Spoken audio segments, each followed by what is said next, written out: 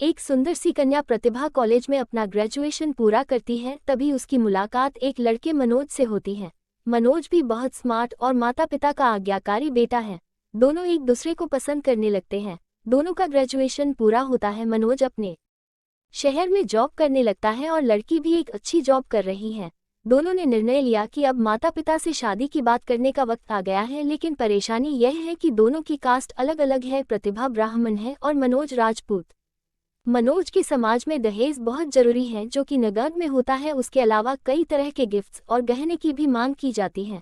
मनोज ने प्रतिभा को ये स्थिति स्पष्ट की और कहा, घर वालों को मनाओ, अगर तुम सभी मांगे पूरी करवाती हो तो मेरे माता पिता तुम्हें पलकों पर बैठाएंगे। प्रतिभा ने अपने माता पिता से यह बात कही। प्रतिभा के माता पिता को ये बात पसंद नहीं थी, पर प्रतिभा की जिद थी कि अगर मुझे दहेज दोगे तो मेरी इज्जत बढ़ेगी।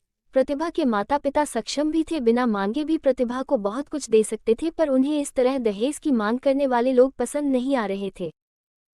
लेकिन माता पिता प्रतिभा की खुशी चाहते थे। उन्हें ये डर था कि कहीं उनकी बेटी ये ना सोचे कि वे अपनी बेटी को कुछ देना नहीं चाहते, इसलिए उन्होंने सभी शर्तें मानी। शादी में मनोज को कार, फ्लैट, फर्नीचर के साथ 50 लाख नकद दिए गए। साथ ही प्रतिभा को गहने भी दिए गए और सभी रिश्तेदारों को गिफ्ट्स और कपड़े भी दिए। शादी बहुत धूमधाम से की गई, कोई कमी नहीं छोड़ी गई। प्रतिभा को मन ही मन ये गुमान था कि कास्ट अलग होने के बावजूद माता पिता ने उसकी शादी ससुराल के हिसाब से की। प्रतिभा को विश्वास था कि उसे बेटी बनाकर रखा जाएगा, उसे वही प्यार दिया जाएगा जो उसके माता पिता ने दिया, क्योंकि उसने अपने ससुराल का मान रखा है। प्रतिभा ने अपने घर से ससुराल विदा ली। ब्राह्मण कन्या राजपूत घर की बहू बनी। ससुराल में बहुत ज्यादा पर्दा प्रथा थी। बहू को मनचाहा खाने तक की स्वतंत्रता नहीं थी।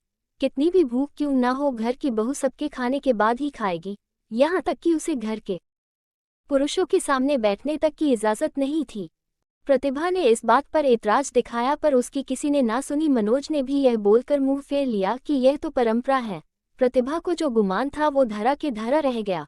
उसे अपने माता पिता की बात याद आई। जब उन्होंने समझाया था तो वह उनसे बहुत लड़ी थी। उसने ससुराल में बात करने का फैसला किया।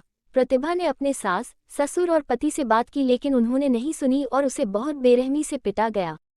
प्रतिभा ने कभी ऐसा व्यवहार नहीं देखा था। उसे जिसलाए हुए दहेज पर घमंड था, वो चूर चूर हो गया था। प्रतिभा को माता पिता से बात करने भी शर्म महसूस हो रही थी और इसी कश्मकश में एक दिन प्रतिभा ने अपने आप को खत्म कर दिया।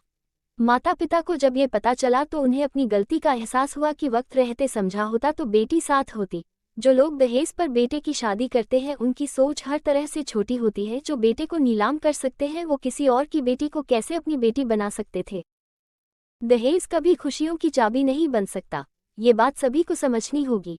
इस दहेज प्रथा की कहानी में आपने पढ़ा होगा कि माता पिता ही नहीं, लड़की की सोच भी दहेज को सपोर्ट कर रही थी। कई बार लड़कियों को दहेज का गुमान हो जाता है, पर जो लोग लोभी होते हैं वो कभी अच्छे नहीं हो सकते। यह बात सबको समझने की जरूरत है।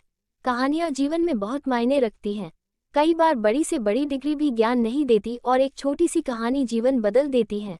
शिक्षाप्रद कहानी को आधार बनाकर अपने बच्चों को जीवन का सच्चा ज्ञान दे।